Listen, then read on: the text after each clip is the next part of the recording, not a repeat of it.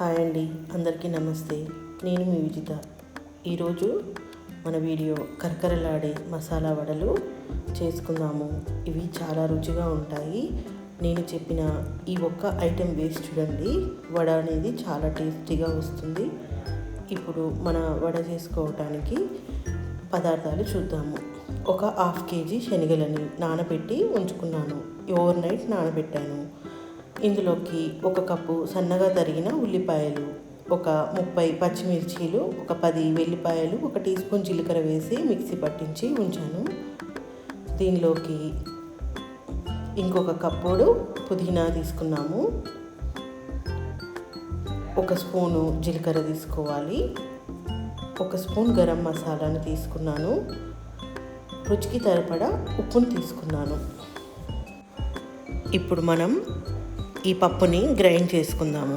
పప్పుని ఎలా గ్రైండ్ చేసుకోవాలనేది చూపిస్తాను.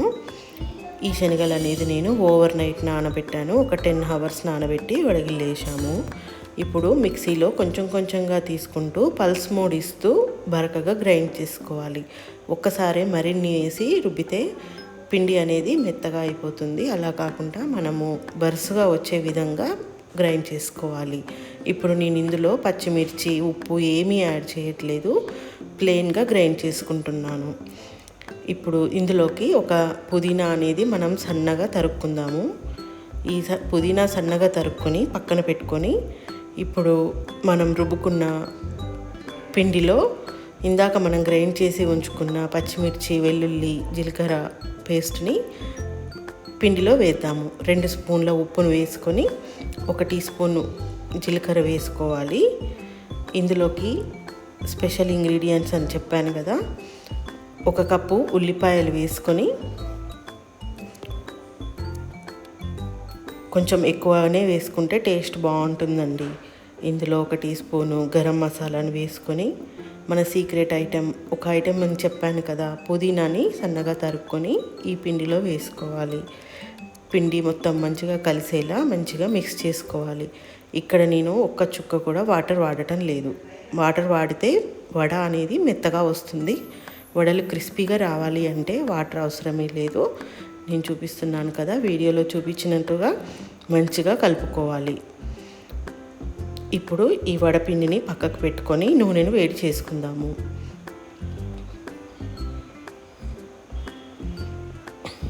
నూనె వేడయ్యేలోపు మనము ఈ పిండిని బాల్స్ లాగా చేసుకొని వడ వస్తుందా రాదా ఒకసారి చెక్ చేసుకుందాము.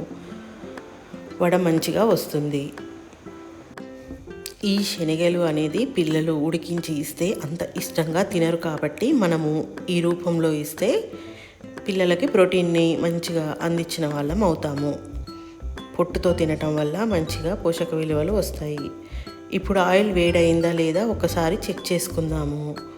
ఆయిల్ మంచిగా వేడయింది. ఇప్పుడు మనం తయారు చేసుకున్న వడలని ఒక్కొక్కటిగా వేస్తూ నూనెలో ఎన్ని పడతాయో చూసుకొని అంతవరకు వేసుకుందాము. ఈ వడలు అనేది హై ఫ్లేమ్లో పెట్టి వేయిస్తే పైన మాడిపోతాయి, లోపల దాకా ఉడకవు. మీడియం ఫ్లేమ్లో పెట్టి మంచిగా వేయించుకోవాలి.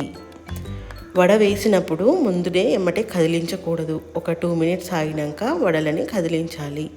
వడలని మీడియం ఫ్లేమ్లో వేయించటం వల్ల 4-5 hours అయినా వడ అనేది మెత్తపడకుండా మంచిగా క్రిస్పీగా ఉంటాయి. చూస్తున్నారు కదా, నూనె బబుల్స్ రావటం ఆగిపోతుంది కదా. ఇప్పుడు మనకి వడ అనేది కాలటానికి తయారవుతున్నట్టు. ఇంకా కాసేపు వేయించుకొని తీసుకుందాము. కొంచెం టైం పడుతుంది వడ వేగటానికి, కానీ లోపల దాకా మంచిగా ఉడుకుతాయి.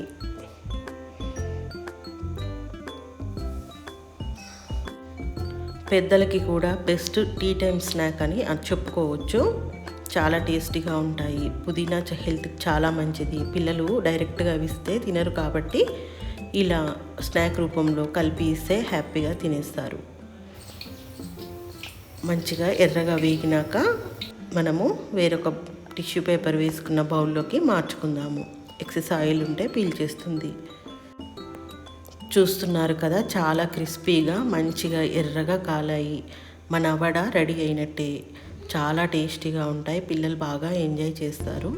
మన వీడియోస్ కనుక నచ్చినట్లయితే please like and share, subscribe. Thank you.